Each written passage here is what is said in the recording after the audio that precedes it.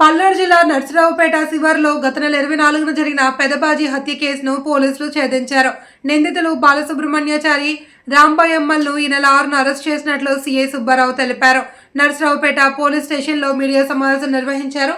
హత్యకు గురైన పెదబాజీ భార్యతో బాలసుబ్రహ్మణ్యాచారికి వివాహేతర సంబంధం ఉందని, దీనిపై వివాదం నడుస్తుండటంతో బాజీని హత్య చేసేందుకు నిర్ణయించుకున్నాడని, దీనికి నిందితుడి అత్త సహకరించినట్లు సీఐ తెలిపారు.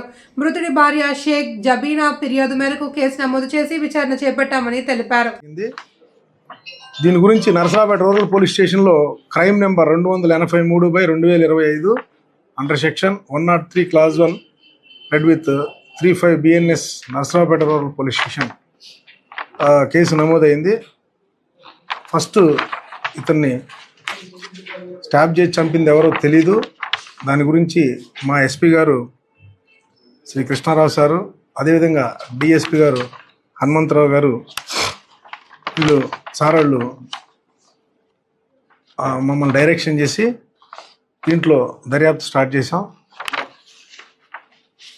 ఇది దర్యాప్తులో ఏం తెలియదంటే, ఈ మృతుడు పెదబాజీ అనే అతనికి మన నర్సరావుపేటకు చెందిన ఒక టాటూలేసి ఆవిడతో అక్రమ సంబంధం ఏర్పడింది.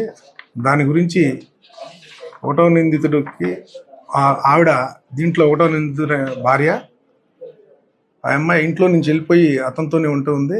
దాని గురించి ఒక 2-3 months నుంచి భార్యాభర్తలకు గొడవ జరుగుతూ ఉంది. తర్వాత ఈ మధ్య 23వ తారీఖు అమ్మాయి అక్టోబర్ 23వ తారీఖున కంప్లీట్గా ఇంట్లో నుంచి తెల్లవారుజామున అంతా వెళ్ళిపోయింది. దాని గురించి ఈ ఒకటవ నిందితుడైన అమ్మాయి భర్త ఎక్కడ తీసుకెళ్ళిందని కనుక్కొని ఈ మృతుడి ఇల్లు, అదేవిధంగా ఇతను ఎక్కడ పని చేస్తున్నాడు అన్నీ కనుక్కొని నిఘా పెట్టాడు. నిఘా పెట్టి అతని అత్త అయిన